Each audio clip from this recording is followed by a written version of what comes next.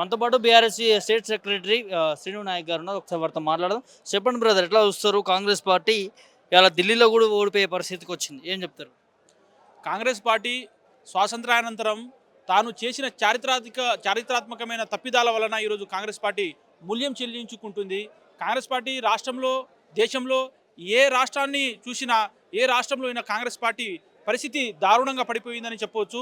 ఈరోజు కాంగ్రెస్ పార్టీ తాను స్వాతంత్రానంతరం తాను అవలంబించిన విధానాలను, బడుగు బలహీన వర్గాలను సంబంధించిన విధానాల గురించి పట్టించుకోకుండా కేవలం తమ రాజకీయంగా లబ్ధి పొందడానికి ఉద్దేశంతోనే కాంగ్రెస్ పార్టీ ఈ దేశాన్ని పరిపాలించి ఈ దేశాన్ని ఎన్నో సంవత్సరాలు వెనక్కి పోయే విధంగా తన చేతగాని పరిపాలనతో ఈరోజు కాంగ్రెస్ పార్టీ దేశవ్యాప్తంగా ఉన్న అన్ని రాష్ట్రాలలో దారుణంగా పడిపోతున్నది. ముఖ్యంగా ఇప్పుడు ఈరోజు ఢిల్లీ ఫలితాలను గమనిస్తే 70-80 సంవత్సరాల చరిత్ర కలిగిన కాంగ్రెస్ పార్టీ ఈరోజు ఢిల్లీలో ఒక్క సీటు కూడా పొందలేని పరిస్థితి వచ్చిందంటే ఈ దేశ ప్రజలకి, ఈ రాష్ట్ర ప్రజలకి, ఢిల్లీ ప్రజలకి మన రాహుల్ గాంధీ మీద, సోనియా గాంధీ మీద, ప్రియాంక గాంధీ మీద ఏ విధంగా వాళ్ళకు నమ్మకం ఉన్నది, వాళ్ళకు ఏ విధంగా దేశ ప్రజలను న్యాయం చేయగలుగుతారనే నమ్మకాన్ని ఈరోజు ఢిల్లీ ప్రజలు ఇంకోసారి రుజువు చేశారు.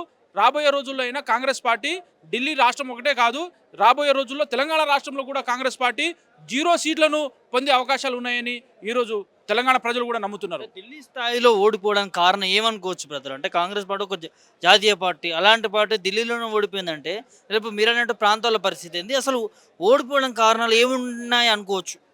ముఖ్యంగా కాంగ్రెస్ పార్టీలో ఉన్నది ఓన్లీ గాంధీ కుటుంబము. తరతరాలుగా ఆ గాంధీ కుటుంబ సభ్యులే కాంగ్రెస్ పార్టీకి వాళ్ళు అధ్యక్షులుగా చేస్తూ వచ్చారు.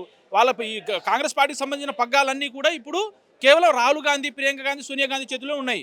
ఇప్పుడు బడుగు బలహీన వర్గాలకు సంబంధించిన వ్యక్తులను పైకి తీసుకురావాలి, కాంగ్రెస్ పార్టీ యొక్క ఉన్న ఉద్దేశాన్ని, జాతీయతను బయటికి తీసుకురావాలనే ఉద్దేశాన్ని పక్కన పెట్టి ఓన్లీ గాంధీ కుటుంబం, వాళ్ళ కుటుంబానికి సంబంధించిన వాళ్ళకే ఈ పగ్గాలు చేతులు ఉండాలనే ఉద్దేశంతోనే ఈరోజు కాంగ్రెస్ పార్టీని ఢిల్లీ ప్రజలు ఈ జీరోగా చూపించడం జరుగుతుంది. ఏం చెప్తారు? అంటే ఇక్కడ ఉన్నటువంటి మీరు అన్నట్టుగానే రానున్న రోజుల్లో కాంగ్రెస్ పార్టీ కూడా పతనం అవుతుంది, అది ఇది అని మాట్లాడతాం. అంటే కారణాలు ఏంటి? కాంగ్రెస్ పార్టీకి అటు జాతీయ స్థాయిలో అయినా, ఇటు రాష్ట్ర స్థాయిలో అయినా ప్రజలు నమ్మే పరిస్థితులు లేవు. కాంగ్రెస్ పార్టీ యొక్క చేతగాని పరిపాలన వలన ఈరోజు తెలంగాణ ప్రజలు రకరకాల ఇబ్బందులు పడుతున్నారు. ఏదైతే మోసపూరిత హామీలతో కాంగ్రెస్ పార్టీ గద్దెనెక్కిందో ఆ మోసపూరిత హామీలను ప్రజల్లోకి ఏ విధంగా తీసుకోవాలనే ఉద్దేశంతో ఇప్పుడు చితుకులబడుతుంది కాంగ్రెస్ పార్టీ.